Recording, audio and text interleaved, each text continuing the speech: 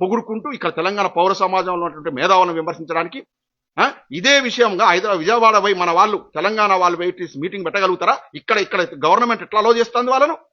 మన తెలంగాణ వాళ్ళు పోయి మేధావులు పోయి విజయవాడలో మీటింగ్ పెట్టగలరా? చంద్రబాబు నాయుడుకి ఎదురుగా పెట్టగలుగుతారా? పవన్ కళ్యాణ్కి ఎదురుగా? మరి ఇక్కడ హైదరాబాద్ గడ్డ మీద ఏందిరా మీ దౌర్జన్యం? మీ గురించి మాట్లాడద్దా? ఆంధ్రప్రదేశ్ రాజకీయాల గురించి మాట్లాడద్దా? నాగేశ్వరరావు గారు చేసే తప్పింది విశ్లేషణలో ఎన్నో ముచ్చట్లు వస్తాయి, చెప్పాడు. మీ గురించి మాట్లాడద్దంట. మీకు ఈడేం పనిరా? పొద్దున్న లేస్తే హైదరాబాద్ మీకేం పనిరా? మీకు కొన్ని వేల కోట్ల ఆస్తులు హైదరాబాద్ ఎందుకురా? మీకు హైదరాబాద్తో మీకేం సంబంధం? తెలంగాణతో తెలంగాణ ఎందుకు అడుగు పెడుతున్నారా? మేము అన్ని వర్గాలను హక్కును చేర్చుకునే తెలంగాణ వాళ్ళు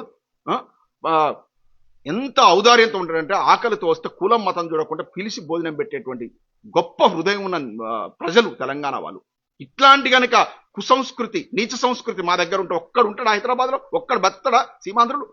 కానీ గుండెల్లో పెట్టుకొని చూసుకుంటాం మా వాళ్ళు, మా సోదరులు, మా తోటి తెలుగు వాళ్ళని. మా మీద ఏందిరా ఈ విషయం ఎక్కడం?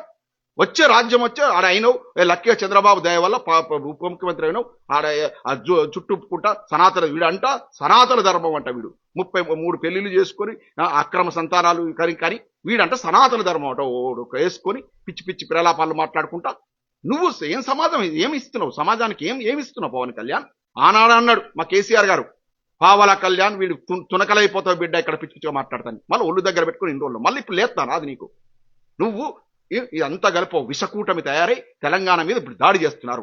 ఒక్క 2 ఏళ్ళు కేసీఆర్ గారు ముఖ్యమంత్రి పదవులు లేకపోతే తెలంగాణ మీద ఇంత దాడి జరుగుతోంది. తెలంగాణ ప్రజలను గమనించండి. తెలంగాణకు మన కేసీఆర్ గారి శ్రీరామ రక్ష. ఎందుకు మాట్లాడలేదు పవన్ కళ్యాణ్? నువ్వు పెద్ద గొప్ప లీడర్ కదా. భగీరథ అనే కీచకుడు ఒక అమ్మాయిని చేర్చి ఇవాళ జైల్లో ఉన్నాడు. ఆ ఉదంతం మీద ఇంతవరకు నీ దగ్గర నుంచి ఒక్క మాట రాలేదు. ఎందుకు? ఏం గడ్స్ లేవా? ఎందుకంటే అక్కడ మోడీ కాళ్ళ మీద మోకరిల్లావు, ఇక్కడ చంద్రబాబు కాళ్ళ మీద మోకరిల్లావు.